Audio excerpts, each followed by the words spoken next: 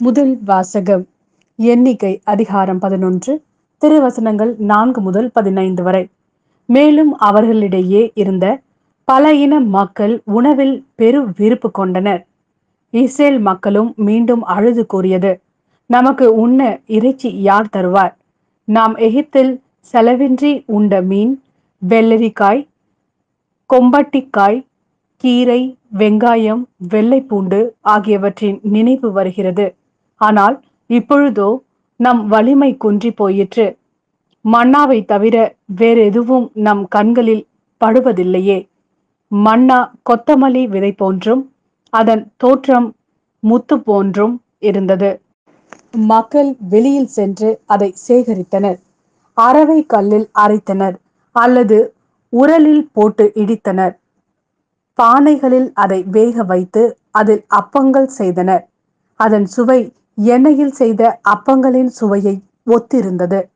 இரவில் பாளையத்தின் மேல் பனி விழும்போது மன்னாவும் அதனுடன் விழுந்தது. எல்லா வீடுகளிலுமிருந்த மக்களும் தம் தம் கூடார வாயிலில் இருந்து அழும் குரலை மோசே கேட்டார். ஆண்டவரின் சினம் கொழுந்து விட்டெரிந்தது. மோசேக்கு அது பிடிக்கவில்லை. மோசே ஆண்டவரிடம் கூறியது, உம் அடியானுக்கு ஏன் இந்த கேடு? நீர் எனக்கு கருணை காட்டாமல் இம்மக்களின் எல்லா பழுவையும் என் மேல் சுமத்தியது ஏன்? இம்மக்களை எல்லாம் நானா கருத்தரித்தேன்? நானா இவர்களை பெற்றெடுத்தேன்?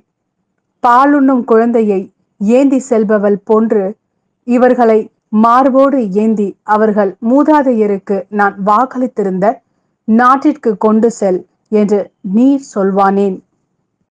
இம்மக்கள் அனைவருக்கும் கொடுக்க வேண்டிய இறைச்சிக்கு நான் எங்கு போவேன்?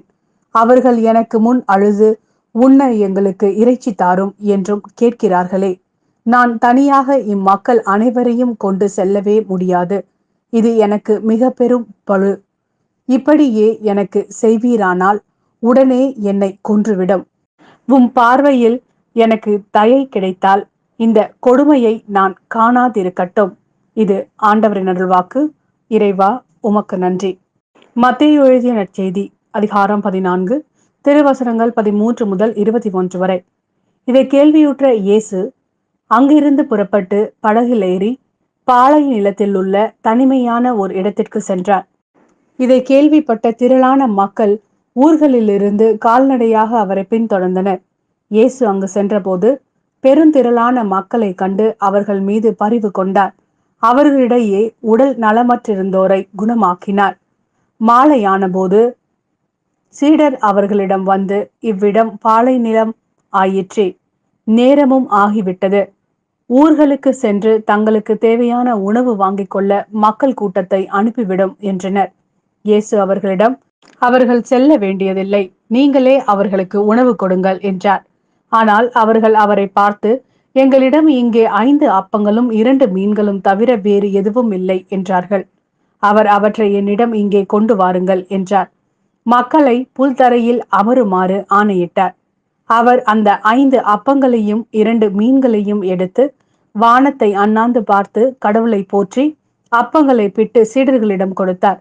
சீடர்களும் மக்களுக்கு கொடுத்தார்கள். அனைவரும் வயிறார உண்டனர். எஞ்சிய துண்டுகளை 12 கூடைகள் நிறைய எடுத்தனர். பெண்களும் சிறு பிள்ளைகளும் நீங்களான உணவுண்ட ஆண்களின் தொகை ஏறத்தாழ 5000.